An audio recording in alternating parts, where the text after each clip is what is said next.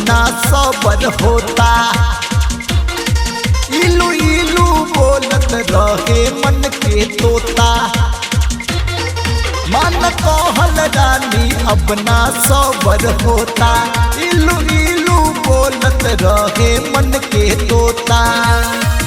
गैलू का भुलाई हमके ससुरा में जाई के, गैलू का भुलाई हमके ससुरा में जाई के। सुना ना, अरे बोला रही जब घरे ना भता, रही जब घरे ना भता, यार मजली हाय के। ए हो रही जब घरे ना भता, यार मजली हाय के। पूछ गईला हो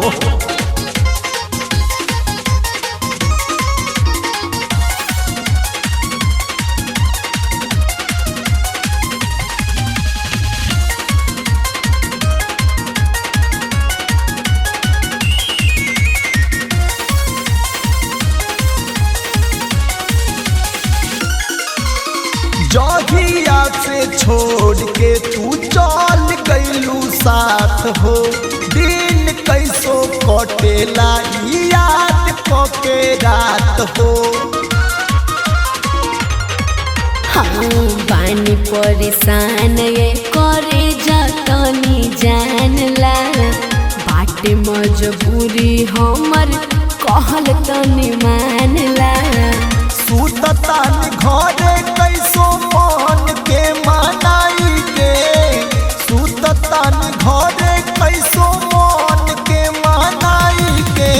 राजा जी सुना, बोला रही जब घरे ना भता, रही जब घरे ना भता, यार मजली हाय के। ए हो रही जब घरे ना भता, यार मजली हाय के। ओके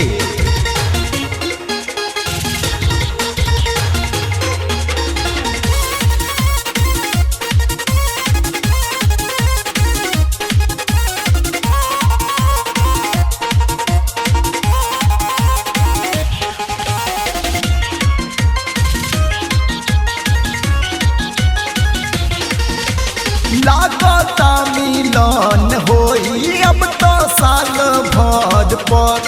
देहल कर चुम्मा करत रही वीडियो कॉल पर। चुम्मे नु चाहिए आहो राजन मोरिया हाकिम पहले बाड़े सखी। अच्छा तू ही बाड़ा पहले से हमरा खातिर राजा लकी। कैसे के हटाई दिल से तोहर परछाई के, कैसे के हटाई दिल से तोहर परछाई के। अरे चिंता ना करा जा, रही जब घरे ना भता, रही जब घरे ना भता, यार मजली हाय के।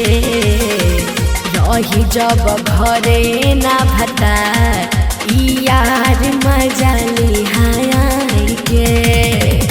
अरे तनी बर्दाश्त करा राजा जी।